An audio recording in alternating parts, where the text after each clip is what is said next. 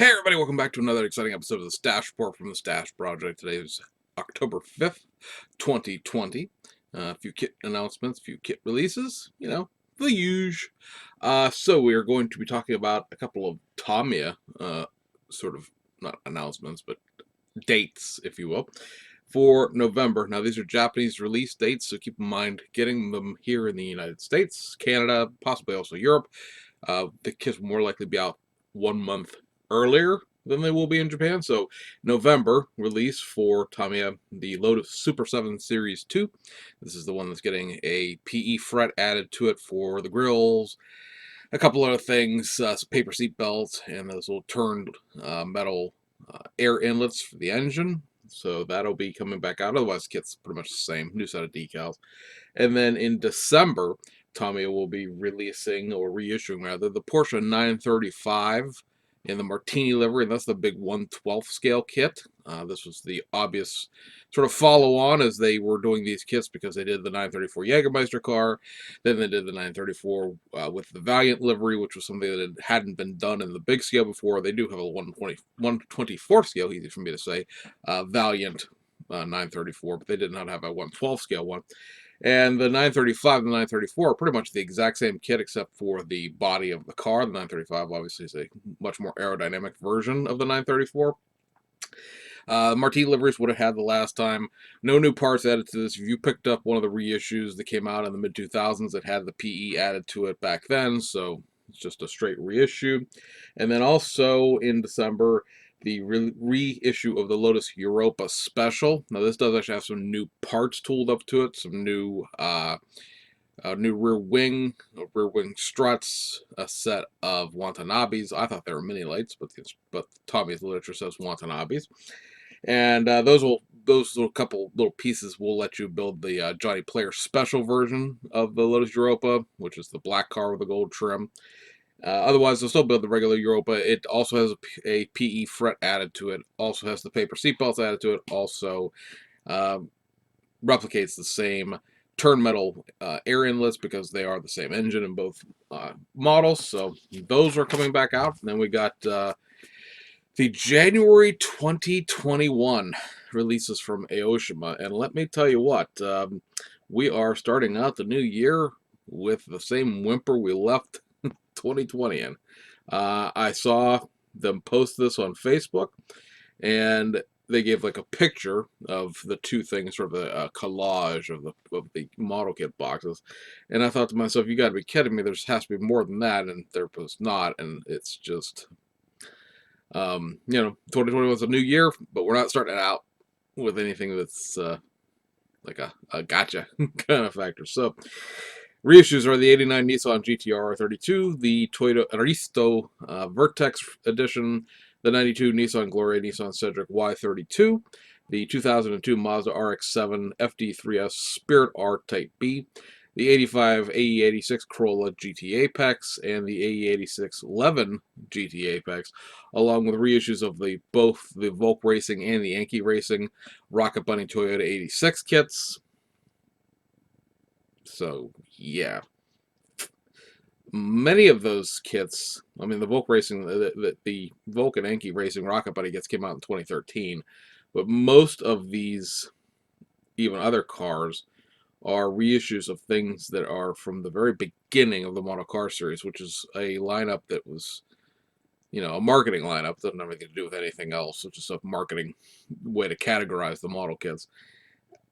It's 2 years old now at this point, and some of these are the earliest kits within that 2 years, and so we're reissuing the reissues of the reissues, and it's just, you know, I know everything can't be new. I know everything can't be, fancy, but again, we left 2020 without Aoshima tooling anything new at all, and was hoping to see at least something in the veins of a police car that didn't exist before, something, and nah. So that's that. Domestically, one new kit announcements. This is Salvino's next kit for October this month. The Rainier Racing Cale Yarborough driven 1983 Pontiac Le Mans with the Hardy livery. Figured I'd show you the box art for it since we mentioned it in the October compilation video.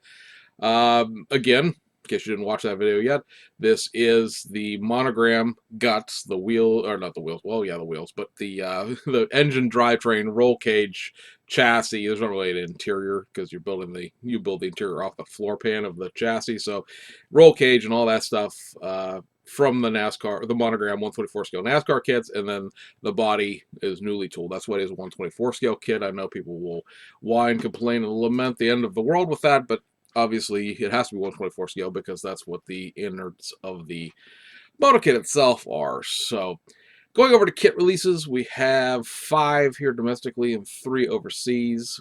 Domestically, we round out the remainder of the September releases from round 2.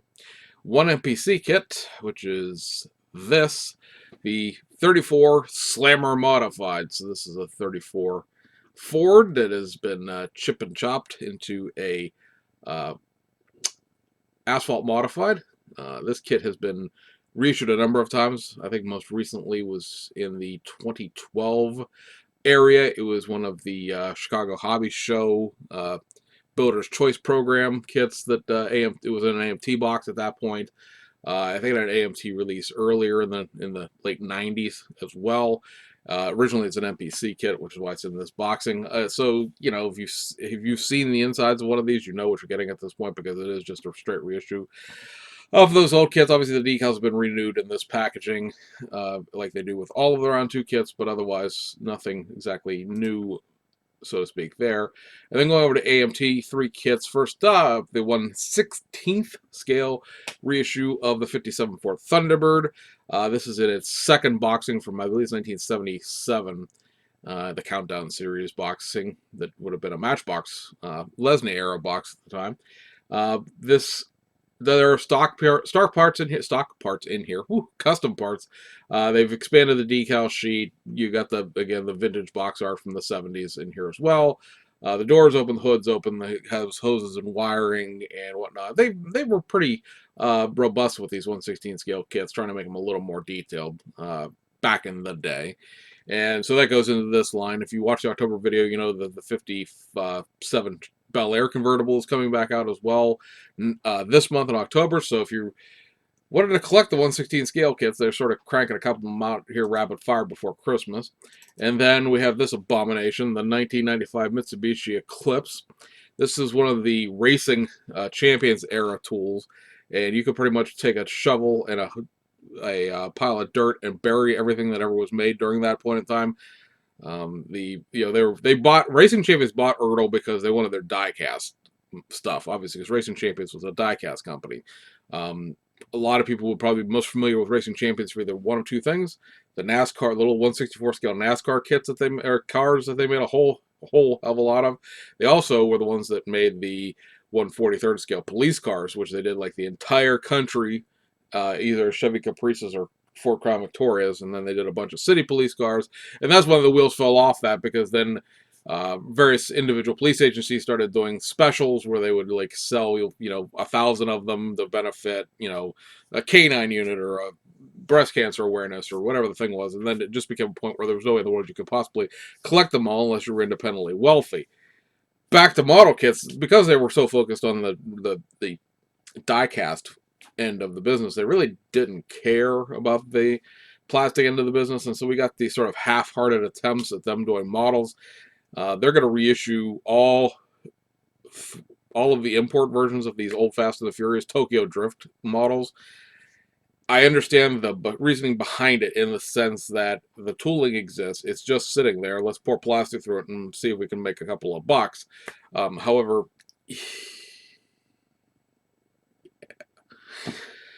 this has 2 sets of decals with it. You can sort of kind of, where the box art was up there, you could kind of see the white car had like a Nike swoosh style that's got this sort of weird, I don't even know how to describe this, digital kind of sort of Native American pattern on the box art car.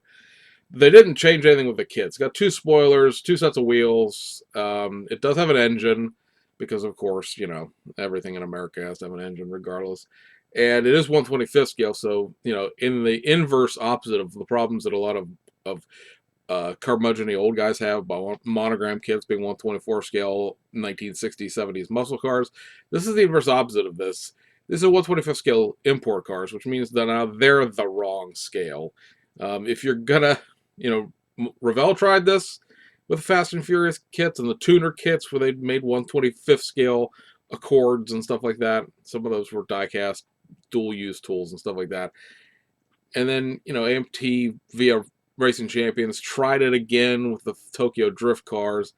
And, if you're gonna make that statement, we're gonna make 125th scale import cars. Okay, great. Stick with it. You can't make 3 of something or 4 of something. Declare it a failure because it's the wrong scale. None of the aftermarket fits. None of the wheels fit. Nothing. None of the wings or other stuff that the Japanese companies have made in the past that you might want to use with something like this will necessarily fit the car because it's going to be 5% too big in this case. I'm assuming you can build a model out of it. I legitimately have avoided every single one of these because of how bad they are in the sense of just being bad model kits. If you've gotten any of the Johnny Lightning model kits, like the Pontiac GTO, you know what I'm talking about in the sense that you can get them together, and some people have made nice models out of them. I'm not saying they're unbuildable, but I just don't think that the time and the effort's really worth it in some of these things. And I know, for some people, I'm shocked and awe here because I'm, oh, he's talking bad about import model kits. Look, I talk bad about bad model kits, and that's not a good one. So there's that. And then the last AMT kit we're talking about this week is the Jolly Green Gasser, the 65 Ford Galaxy. Now, it is molded in what they're calling Jolly Green. I've heard some complaints that it's not the exact same green color that the original one was molded in because the original one probably has some lead in the green. A lot of green coloring has lead in it. So probably the colors don't match because, well, we're trying not to poison the children or any of the people who would actually buy this. Within this and the fact that it's a vintage boxing and it's a vintage kit altogether, but obviously we're really pushing the vintage aspect here with the Jolly Green Gasser aspect of it. It is more or less the same 65 Galaxy that has been reissued a number of times over the course of the years. It's stock, it's drag, it's like NASCAR style racing. I think there might be some custom parts in here as well. It's got pad printed tires. Obviously the decals are new because they haven't released this version of it since 1966, 67, somewhere in that area, I think. I don't think this was exactly a 65 Reeboks. Something that's so old it's not even on ScaleMates to verify the date of the original one, and I haven't found an original one on eBay recently either to look that way. So yeah, it's old. As far as this specific boxing goes, it's one time as far as I know. And otherwise, again, the kit is what you've come to expect out of this kit over the course of the years. If you're buying this for the box art, that would probably be the succinct reason behind buying one of these. Because, oh, look, it's cool box art. But kit-wise, yeah, you've seen the insides of that before. And then lastly, from the domestic side of things, Salvino's JR's kit for September was the Richard Petty Farewell Tour 1992 Pontiac Grand Prix. So this is basically the 124 scale monogram 92 Grand Prix NASCAR kit with some new decals in it. There's really nothing else to say about it. I don't believe the Farewell Tour decals were done at the time back in the day. I don't think there was a Grand Prix. There was a Richard Petty Grand Prix in 1992. There was a Kyle Petty version of this because the 92 has those sort of inlets on the front end because of the narrowed kind of sort of flip up headlights that the Grand Prix got right at the end of its run as in this body style. And there were like 2 or 3 monogram kits that actually were done at the time with this body style. It doesn't have the more traditional flat front end on it that the 89, 90, 91 Grand Prix had. And yeah, some vermilion decals tossed in there for the Richard Petty livery, and off you go. So that's out there for the Richard Petty fans. And then we go overseas. We got the 3 Aoshima reissues. First up, you have this from September. It's the last of their kits, the RE Aminia FD3S RX7. Just a straight reissue of that kit. And then 2 October kits are in early this week, and they are the Toyota Hilux double cab lift up, the big old monster truck style kit there, and then also the more traditional factory stock version of the RX-7 and the 1996 Ifany RX-7. So the Ifany is the um, above Mazda brand that Mazda created for like a half a heartbeat in the mid 1990s, and they sold the RX-7 with that branding. It's still a Mazda.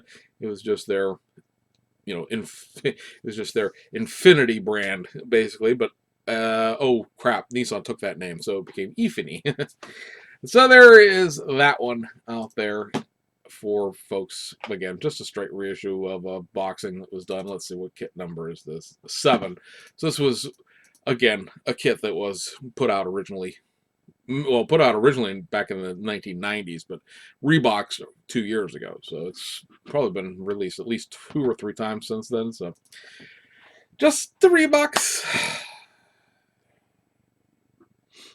I gotta see something out of Hiroshima this year before I file them under the Fujimi I lost all faith in them category. So hopefully. Um, anyway, I hope you guys had a great weekend. The world continues to get just crazier every day with what's been going on this weekend in the U.S. political world. We don't talk about that here. Try to keep it out, but oofa. It's a parallel universe sometimes. Anyway, we'll see you guys on the other side.